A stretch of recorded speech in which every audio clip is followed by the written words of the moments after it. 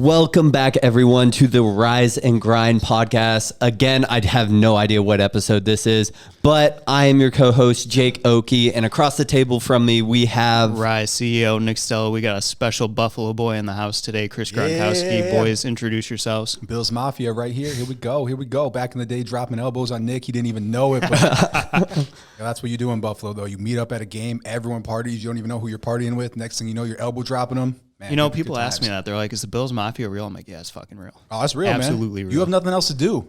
So that's what you do. And then you go take your shirt off, too. It's 1 degree outside. Man, that's I don't think you understand, too, until you're in it. Like, no, you got to go to a game. People see it, like the YouTube videos and the TikToks and like the flying tables on fire, but it's real. Yeah, and they think that's like a one-off. No, it's crazy. But it's not a one-off. Like, that's every game. Do we like smash beer cans on each other's heads? It's crazy. It's a good time. Buffalo guys are crazy. I guess we should go back to the intro. Josh, introduce yourself, too. Sorry. Yeah. So, yeah, I Chris don't think Gronkowski you've said here. your name yet either. Yeah. Chris Gronkowski. Let's see, CEO of Ice Shaker. Yes, sir. And Josh? Got our main man here, Josh Wast, the Josh Wast. Follow him. Podcast sponsored by Ice Shaker today, by the way. Yes, sir. There we go. And Sunny D. Yeah, so Chris, starting off this podcast, get into... Wait, you got to introduce Josh. I thought we just did. All right, no, Josh, not yet. introduce yourself a little. I'm Josh. I'm the president of sales for Ice Shaker and also known as the Cardillo Kid. Cardello Kid. Awesome. Yeah, he's also like known that. as like our personal trainer. So he just took Nick and our I ass. to a workout. He wanted my heart rate to get up to 169. It did. So it was a good Succeeded. pump, man. That was a good pump. It was recorded. I haven't sweated like that in a while, and we get some intense lifts in, so... For all the Spotify listeners out there, we literally all just got done with the workout, and now we're hopping on a podcast right after. Just recovering too with some BCAAs, little protein action right here. Little protein. What are you sipping on today? My favorite by far is the Cookie Crunch. Unfortunately, you guys sell it way too fast. I came That to tends to HQ happen. thinking I'm going to at least find like a little bit in the corner somewhere, right?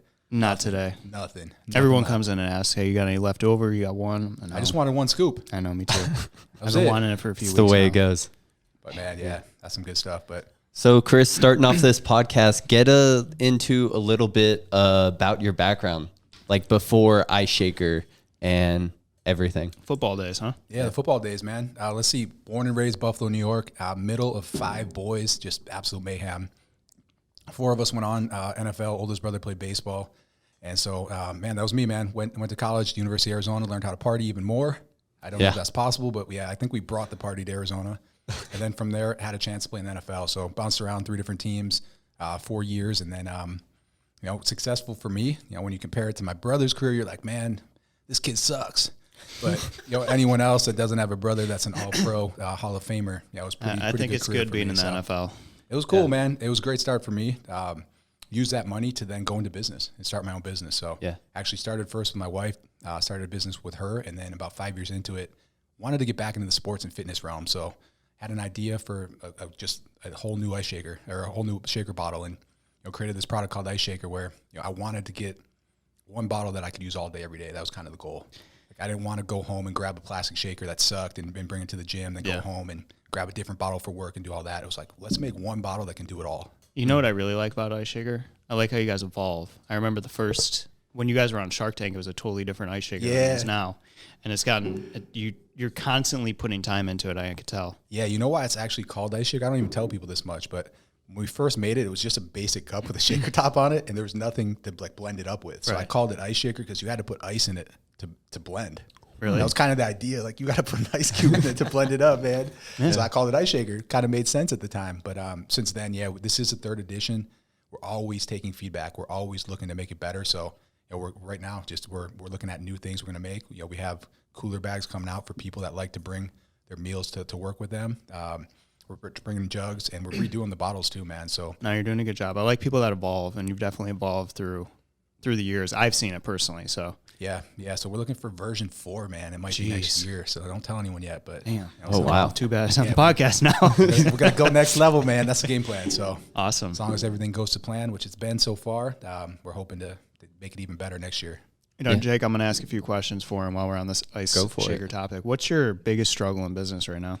Man, right now it's tough because... Or just throughout since you started. Not right now because of the pandemic. Day one, man. Yeah, pandemic right now is definitely supply chains hurting for everyone. I'm sure you know that as well. Man, day one, I guess my hardest struggle as an entrepreneur was really delegating responsibilities. I think that was one of my hardest things. I came from the NFL, just so competitive. I wanted to do everything myself. It was hard for me to say, hey, Josh, this is now your responsibility. And then I give it to him, and then I come back to him and say, like, oh man, let me help you with that. Yeah. But, like, let me go. And just like, I had to fully give it to him, give him full control of it, give him a budget, let him run his own thing. That was hard for me to do because it was my baby, and I'm sure you definitely know, but it's just hard to let go of it. So building a team was a struggle. Yeah. And I tell people this all the time, like, man, it took me 4 years to really build a team. And it's shocking because I came from the NFL where I was in this amazing team, this amazing structured organization. Like, it should have clicked right away, and it didn't.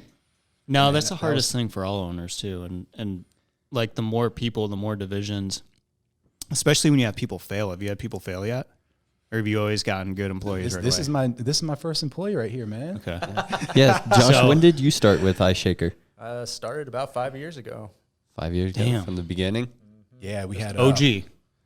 Yeah, he was in the warehouse, no AC, 110 degrees out. We had like this little room, man, where we would actually engrave out of it too. And like the bathroom was right next to like the only computer in the whole place. It's like someone would blow it up and it would just be like, man, this is like, we got to get a new warehouse. Yeah, no, we started similar to that too. Josh has been with me since the beginning out there. I don't know if you met him, but same thing. I love the struggles, but the worst is like when you delegate and people do it wrong, and then you're scared to delegate in the future. Yeah, for sure. I guess you learn too. And what I've tried to do as well is I try to do it myself first, get the structure and the process down so that I know how to do it myself. So I know what to expect out of the next person that I put in that position. So that's something that I've always kind of tried to do at first. And it's hard though, man, because you're growing so fast, you're evolving. A lot of things you're like, man, is this worth my time learning this? And a lot of times it's not. Some things you just don't know either. Exactly. And you're not good at everything. Right. And you try to be. And it's just so much responsibility. I want to be. Yeah, you have to sometimes pass it off and just trust them. Chris is also really good at kind of studying each individual and finding out where their talents are.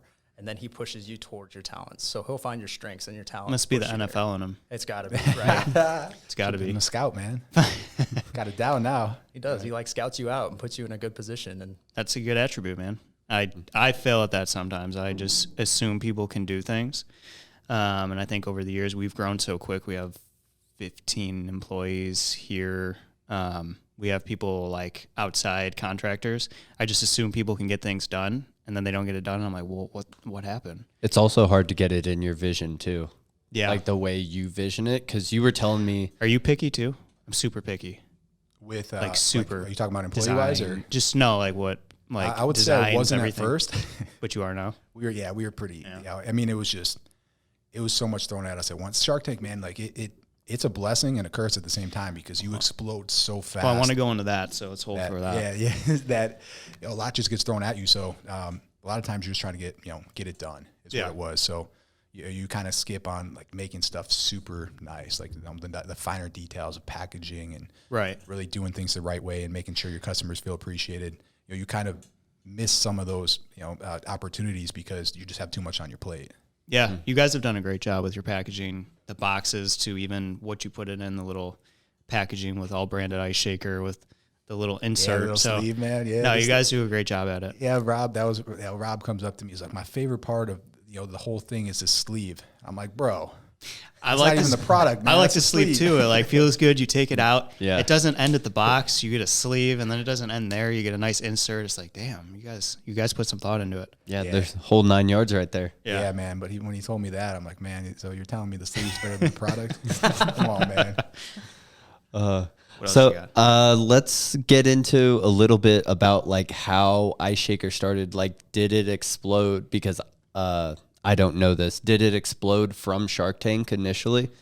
Yeah, so, I mean, Shark Tank was super early for us. It was 6 months into the company. At that point, doing everything we could to get as many sales as possible, going to every show, just doing whatever, because I knew the second I went on Shark Tank, I wanted to have the most revenue possible so I could get the highest deal possible. So 6 months in, like 80,000 in sales at that point. And once we got on the show, it exploded from there. So we did about 3 million in the next 12 months after we got on Shark Tank. So that's awesome. Massive explosion from that. So the show's a real deal, man. Is it pretty nerve-wracking going on the show? Oh, Or are man, you I used would to say, it since you were on TV a lot? I think, man, like when you're a Shark Tank fan and you watch every episode, by the time you actually get there, you feel like you're friends with the sharks at that point. Like, you know everything No, that about makes them, man. sense, yeah. Like, you See see how all the they research, react, you yeah. saw the reactions, you've seen Yeah. every question they asked, and then you walk out there and they make it seem like they're staring right at you, right? And they're like giving you this like, this tough look, and you should be scared, right? They're not doing that at all. Like, they're taking notes from the previous pitch. They're talking to each other. Oh yeah. The camera's circling around for like 2 minutes just to get all Yeah. the angles, but they're not like mean mugging you or anything like grilling that. you So, when you walk in. but just naturally, the second you start, any kind of big speech or big opportunity, you're going to be a little Heart's nervous. pumping, yeah. And then once you start going, it's kind of like, a game, like the NFL game. Man, the Yeah. first play, you're sitting there, you're almost kind of like frozen. You're so nervous. Then you get one hit in, and all of a sudden it's like, all right, let's play ball. So Just answering same questions. way. Yeah. And as long as you're prepared, you're going to come off confident, even if you are a little shaky, and Yeah. you're going to be good. So as long as as long as you know what to expect, you're going to be pretty good. I don't know if we can ask this, but are you still working with, who is it, Mark Cuban and A-Rod? Yeah, definitely ask Are that. they still? Yeah, so Mark and Alex came in, 7.5% owners each, so 15% of the company.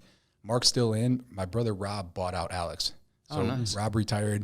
He was like, man, I don't know what I'm going to do at this point.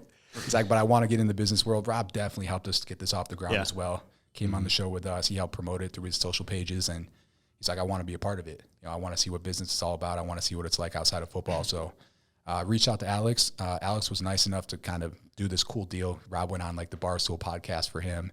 Rob invested into another company of Alex's, Okay. and then Alex sold it. He made a nice little chunk of money himself as well. So it was a good deal for everyone. That's awesome. Yeah. Did you have a question just kind of off the dome? Did you have any other companies or businesses before you started iShaker? Yeah, for sure. So I was working with my wife. She started a business my third year in the NFL. She was traveling with me. I went to 3 different teams. On the third team, she's like, hey, I'm not taking another job interview. Like, this is absolutely ridiculous. Yeah. She had to just be a waitress for the most part, because she couldn't get a full-time job by going in and saying, hey, I might move. Yeah. my husband's an NFL player. I might be here for one day. Yeah. Yeah. So she started her own business. It was an Etsy shop. It was personalized gifts. And, I thought she was crazy. Came home. She was actually baking wine glasses that she hand painted and put them in the oven. And I was like, this is Oh, wow. You're ridiculous. still doing that, aren't you? Yeah. So yeah, it took off from there. Yeah. She was crushing it. I've seen like your knives and stuff, like the Father's Day stuff. Yep. Yeah. Huge, man. Those sell big. And what we realized, and it's kind of like any business, if you do it better than everyone else, it doesn't really have to be anything different. Yeah. So what we did was we just started turning custom product within the same day for the most part. great. So it organically, zero spend, just exploded, because people would get their wedding gifts. They Yeah. tell all their friends were the same age. They're looking for wedding gifts. And if you did a really good job, you turned it quick, and the product was nice, they told everyone. So It's just like a word of mouth. organically just took Yeah, off. that's great. So I was, I left the NFL. I was making more money with my wife than I was playing. I'm like, man, Yeah, that's this is a pretty good transition for me. Yeah. Was there a certain moment you knew after the NFL, like a certain time or like memory that you have, that you wanted to become an entrepreneur or just be an entrepreneur full time? Man, there's really no game plan for it. I did watch my dad build his own business as well when I was a kid. So he's been in business selling fitness equipment for 32 years, but it was never like, man, I want to do this, or like, this is the game plan. For me, it was kind of we just fell on it. I didn't ever think I was going to be doing personalized gifts for 5 years. That's for sure.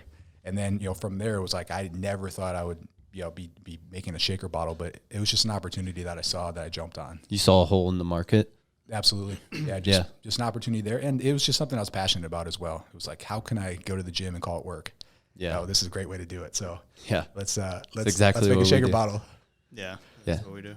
Do you have so since you played in the NFL, do you have anything that you've taken from the NFL and applied to the business world? Yeah, for sure, man. I made a whole post on TikTok about like how none of the skills transfer over, right? And people were like, man, like, what are you talking about? And I was talking about like the day-to-day stuff that you actually do in the NFL, right? Like, catching a ball, blocking people, like, it's a whole different type of skill. Other things that you do learn, I guess, you're not learning on a day-to-day basis, but you're learning discipline. You're learning how to put that work in. You learn how to grind every day. It's long days, man. It's hard work. And then that all transitions over. That's hard, man. Discipline, teaching yourself discipline is very hard.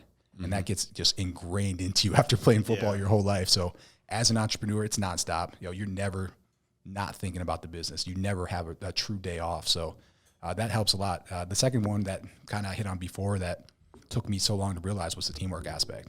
That was massive. And once it kind of hits you, it makes complete sense. Running a business is the same thing as an NFL team. You have a head coach, you have assistant coaches, you have players. Everyone has to know their job. Everyone has to want to win. And you have to really instill that culture into your company as well. And once you do, you're like, man, wow. Maybe that's my problem because I wrestled. Hey, man. Just out there by myself. You're right. Singles. But no, the first lesson you said, wrestling really, we're obsessed. I'm obsessed. I see it in you. We're obsessed with our business. And I think that's what entrepreneurs have to have. If you're not obsessed and you want to go home and work 8 to 5, it's not for you. No, there's no chance. An obsession about what you're doing is what kind of makes an entrepreneur. Especially starting off, probably easily 100 hours. Oh God, starting off sucks. It's trying to figure out how to sell product, knocking down doors and making that happen. That's the worst. Yeah, and for me too. And I guess one of my weaknesses was just not asking for help. That was I had my dad who's been in business for at that time probably 28 years, and he's trying to help me out. He's trying to tell me these things, and I'm like, Dad, I got it. I'm good, right? Now I hit him up and I'm like, Dad, tell me more. Yeah. How did you do this? You have 200 employees, man. I have 15 right now. How do you manage them all? How'd you get to that point? How'd you break out your teams? And I now hit him up for everything. And I should have did that day one. But back then, man, again, it's kind of I was so competitive. I didn't want to ask for help. Yeah, but you that's learned. A huge mistake. I think you learned the lesson to open up and you do. I did the same thing. I never asked for help. Never really talked about it to people or my family. I kind of kept my business to myself, and then all of a sudden they're like, "Yo, I see your brand. You're a big." I'm like, "Yeah." And then I started to open up and get some mentors, and I don't agree or do everything they say, but I like to see their perspective, and then I analyze everybody's perspective and what I'm thinking, and that helps me form my opinion or what I'm going to do. Absolutely. And they've been there. They've done all that. They made the mistakes, and a lot of people, and I'm the same way. I'm willing to help for free. Me too. If you're going to actually do the work and actually try to do it, if you're asking me just to ask me, that's when I'm like, man, come on. Yeah. Right. What was the one thing that took you to the next level? I tell you, and then you do nothing. Right. And it's that's what gets me frustrated. But if you take my advice and then you start actually putting in the work, even if you don't do exactly what I said, I'm happy to give you that advice for free. Yeah, me too. It's even we were talking out there, and I'm just spitballing everything that works for us, Yeah, man, it's huge. I love to see others grow. Yeah, it's one thing I love to see. Because then you think about the beginning, man. You're like, I wish I knew that. Yeah, I wish I had knew someone this to too. tell me that. Yeah. Oh man. So I try to help people out as much as I can, but they have to want to do it at the end of the day. The obsession, and if you don't have it, it just doesn't work. Yeah, absolutely. Yeah. So I asked Nick this question the other day on our podcast, just because I'm only 22 years old. I don't know a ton about time management with a family because I see him work all the time. I know you have a family. I don't know if you have a family. Not yet. So I want to know a little That he bit. knows about. A little bit more about time management, running a business, and spending time with your family. Yeah, man. I'm guessing this is for you too, man. That was a huge game changer for me when I had my first son, because I was used to just all day, every day, grind. Then you said, hey, you got to spend an hour watching this kid, and you can't work, you can't get anything done. You 100% have to focus on just this your kid, right? And that for me was very hard at first. It was hard for me to finally slow down and be like, man, this is super important to me. I have to put business aside for a little bit. So I struggled with it a lot at first, and then I realized that I had to do better with my time management. So that's when a calendar became my best friend ever. Mm-hmm. And Josh over here is still working on that calendar, man, because he hasn't had kids yet. So he's exactly that's the exact example, man. Doesn't have kids yet. He can do whatever he wants at any time for the most part. Yeah. Without having to really grind down and get a calendar completely set. Because there's times now where there's no chance. There's 8 to 9 every day. I tell him I can't. I'm with my kids. I got to get them ready for school. There's no exceptions to that rule. That's just like me, and drop the kids off. Exactly. I drop Hudson off every morning. I don't give a shit what there is to do. It can wait. Yep. The difference between me and you is I had my kid already before I started business. Oh, you did? Oh, man. So I kind of had a little leg up on you. I couldn't imagine being in business and then getting that dropped in. That probably was tough. Yeah, it was a game changer for sure. Yeah. But yeah, like I said, and my wife would say the same thing. Like, you have that set amount of time. If you can't get it done in that time, then hire people, and that helped me a lot. Well, actually. that too. When they go to sleep, work. Yeah, I get the kids to sleep at 9. Some nights I just crash, but if you got to work then. Yeah, a lot of people get 11 p.m. emails from me. Yep. And then they get a follow up at 5 a.m. and they're like, "What's wrong with you?" I emailed them at 5 o'clock this morning. He's like, "What are you doing awake?" I'm like, "Well, I'm usually awake early. I just don't text you at 5 a.m." Yeah, man. Just not an ass like that. That's the schedule, man. But good times, man. But you figured it out, it really did help me build the team too. That actually helped a lot. It finally said, "Hey, man, like, you can't physically do this anymore. Yeah. You have to build out a team that can help you out here." No, yeah, I agree. I think dads too have this like superpower where we don't. You don't sleep. We're constantly on the move. We're on a lot of caffeine. We do crash hard, but we don't have to sleep as much as you. Well, Yeah, it's got to be a different You too. motivation with kids, though, right? I mean, that's why we're doing it, of course. But yeah, it is a different type of motivation. That's the next level of motivation right there. Yeah. Do you have a favorite memory, or both of you? I want to ask this. Do you have a favorite memory from like starting Ice Shaker, or like the beginning? Oh, you lit up with a smile right there. Yeah, there's so many ridiculous I never took pictures of it because I was embarrassed, right? Like, it was like at the beginning, you know how it is. Like, you're like, man, I can't show anyone this. Yeah, Like, this, same as me. This is a joke. And then you get a building like this and you're taking pictures like, yeah, hell yeah, let's go, right? Yeah. And then at this point, you're like, man, I really wish I had the old pictures. Like, I wish I had the picture of like Josh and I sitting in this shitty warehouse with no AC, just sweating our balls off. Like, it was the greatest thing ever, right? Yeah. And we loved it at the time, but we just didn't want to tell anyone about it. But those are the memories you remember and that you talk about, man. Like, that's why I tell people all the time, like, enjoy the journey, man. Because once you get to the top, you're like, man, the stuff you talk about is all that stuff. That's what you remember. I always heard that coming up. Enjoy the journey. But when you're in it, and was my thing. Like, I'm finally here, but I don't enjoy it. And I'm like, I just want to do better. I want to get bigger. But sometimes you just need to settle down in the moment and enjoy what you have. Yeah, you got. It's very hard to do, though. It's hard to celebrate, man. Yeah. And we'll do that too, where we're like, we just crushed it this month. Yeah. Let's celebrate, and then we don't. Never. Instead, we're like, let's get that get next back to order. it. Yeah. Exactly. That was like last month for us. But I think that's something you look back on, and like all the people telling you this, or the people that already made it, and it's like, yeah, but did you? And they're like, no. So like, it's very hard to settle down, and I guess that would be one thing I would tell younger people, like, enjoy the process and enjoy your wins. For sure. As hard as it is to do, just do it. Yeah. No. Even if it's walking at night and thinking about what you have or something, whatever it is, just do something. Yeah, man. No, gratitude for sure. Yeah. It's hard for me as well. It's hard for me to stop and say, like, man, this. And I actually walked in the building the other day and I was like, man, look how many employees we have. I can't even park. Yeah. This is crazy. I actually have an alarm on my phone at 12:20 every day. Think positive. Like, nice. Think about the things you have. Think about where you're going, what you're doing. Anything positive. Yeah, it's huge. Because there's so many things that can happen every single day. But you're going so fast every day. You never if you don't have a reminder, you're not going to take time to do it. 100%, man. And that changes your whole day. It's kind of like a workout, man. Workout's the same way. Yep. Get a big pump in. You're like, let's go. I feel great right now, right? Go. Yeah. Yep. Just try that. It's a good one, man. So there's a lot of highs in business, but there's also like a lot of lows. Nick talked about the other day on our podcast again. He said one of his memories of when he really wanted to make Ryse succeed was when he was at his lowest. Do you have like a time where you were like, oh shit, and then it just made you want it even more? Yeah, there's a lot of those times. Oh yeah. Yeah, very first order that we brought in was that exact thing. I think it was like 10,000 bottles. We never had an issue with the pop top on all of the samples that we had. The first order that comes in, half of them, you could just lift it up and it snapped closed, but for whatever reason, like you turned it over, it just leaked on the floor. Yep. And that was one of those moments like, man, why am I even doing this? Like, this sucks. But at that time I was like, man, like I was so passionate about it. I loved the idea of it. I wasn't going to give up. So we had to hand change out 10,000 lids, throw 10,000 in the garbage every day. It was just like massive bags of just lids sitting at the curb. And yeah, man, that was one of those moments like, I'm not giving up on this. Like, we got to make this work. And we had really jacked forearms, so it was great. Great. We can.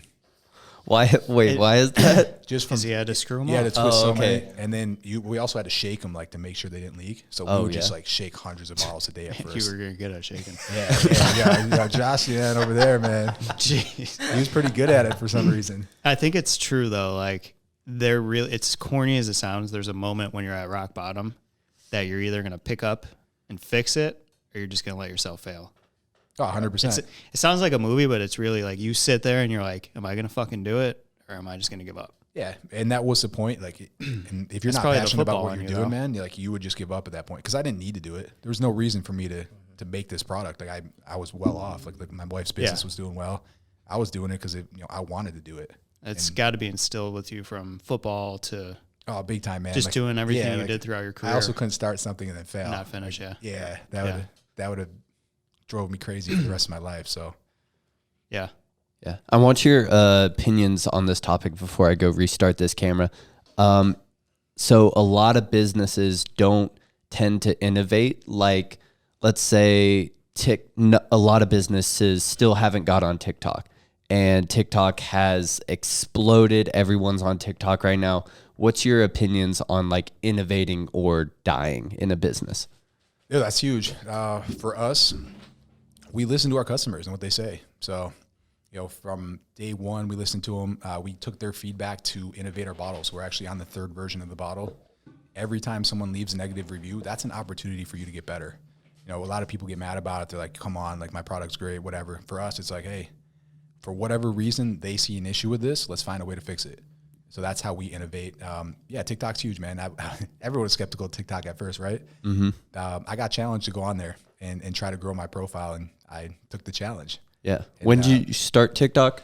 I started it probably like a year and a half ago at this point. Mm-hmm. So right towards the beginning of the pandemic, I jumped on TikTok, and I had a podcast. I got challenged by this kid that was kind of like a TikTok superstar. Yeah.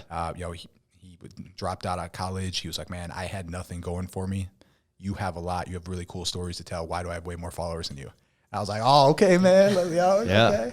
And he was like, just post once a day for 30 days, tell cool stories that bring value to people that, that no one else really knows about. So it could be Shark Tank. It could be behind the scenes of the business. It can be NFL. Like just, do something.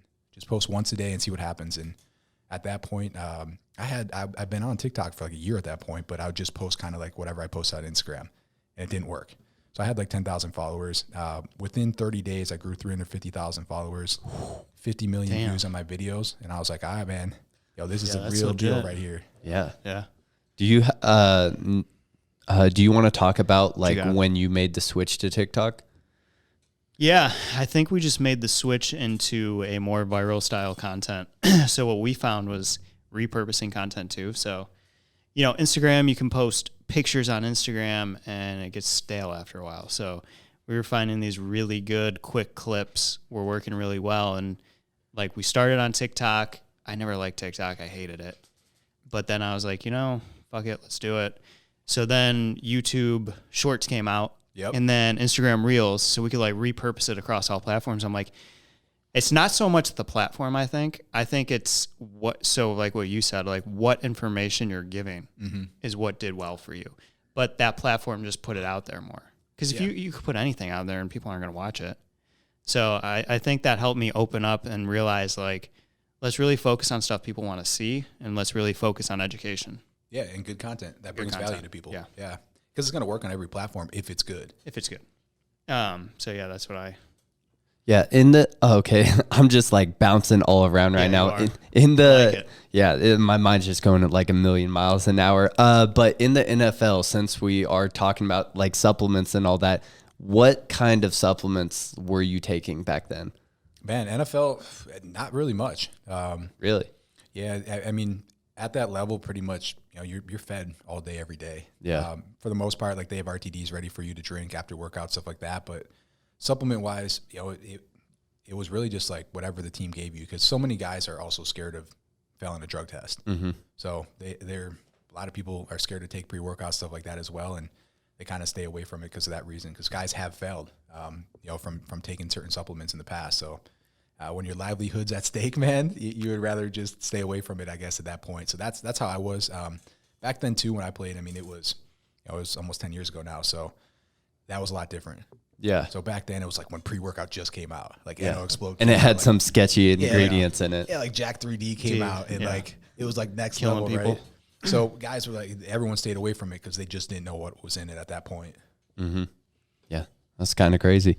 So wrapping up this podcast, we literally just hit 30 minutes. There Do we go. you want to give any? Wait, I got something. Okay, good. 2 most important lessons you've learned and that you would tell young entrepreneurs. That's a good one. Man, I like it. 2 most important lessons.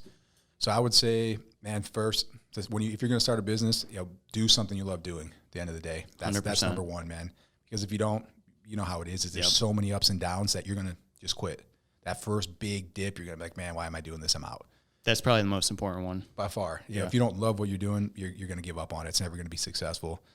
Number 2, man, I would tell people, hire earlier. Build a team. Like that's big. I didn't do that at first. I tried to do as much as I possibly could. Once you can afford it, do it. And start building, because think about it. I mean, what really separates us from Yeti? It's not really the product. It's your team at the end of the day. Yeah, it's you guys. It's what you've built inside your team. Yeah, it's your people. That's what takes you to that next level. So build that team as soon as you can. I love it. Don't try to save money by not hiring people. Yeah, that's definitely bite you a in big the mistake. ass. Yeah, for sure. For sure. How long was it till you hired your first employee? Man, Josh, when'd you come on, man? Oh, I don't remember the first date. It was. It really was my wife's business where it was like that, where we were working out of our house. It was just me and my wife, like all day long. I would literally work the entire day, every day. And then we'd have like family Sundays, right? I'd go over to like the sister-in-law's house or whatever. And I'd be there for like 2 hours and I'd sleep on the couch. And everyone else is like having a good time, partying, like, it's Sunday, like, let's enjoy it. Let's watch the games. And I'm like, nah, I got to leave. Like, I got to go work, and I can't even watch the games. And at that point I was like, man, is money really that much more valuable than everything else? And like really missing stuff like this. And that's when it starts to click and you're like, man, like we need to do something here. Yeah. Love it. I gotta, speaking on money, for a lot of people, they think money will make them happy. Is that true? Man, when you're young, it is for sure. To a certain point. At first, man, I get it. The grind, you got to get there first. And, eventually you're going to realize, though, that it isn't the only thing in life. Yeah. Eventually you're going to be like, man, my time's worth way more than this, than grinding all day, every single day. Like, there's more in life than just money. And you'll come to realize that, especially when you have kids, man. I think what's important is, too, is if you have your time management right, you can still make money and enjoy your family, whatever you like to do. Just make sure you're making the most out of your time. Yeah, and there's ways to do that too, man. And a schedule is huge. It's kind of like, how I look at it is, if your schedule is done right, it's almost like you're studying for the test before it happens. Like, you get the most out of it. It's kind of like, I have to get this done within this hour. There's no other exceptions. I have this next. You're gonna get the most done possible. So set your schedule up like that. Even like, even put on like social media stuff. Yeah. A lot of people think like, I'll do that in my free time. Like, no, that's important. Give yourself 15 minutes in the day, write down your schedule so you actually get it done. If it's on my calendar, it's getting done no matter what. That's good advice. It's a good ending point. Yeah. Well, before we end it, do you have any last words that you want to give to the podcast? Yeah, for sure, man. So if you haven't done a muscle chug yet, I'm going to show you how to do one right now.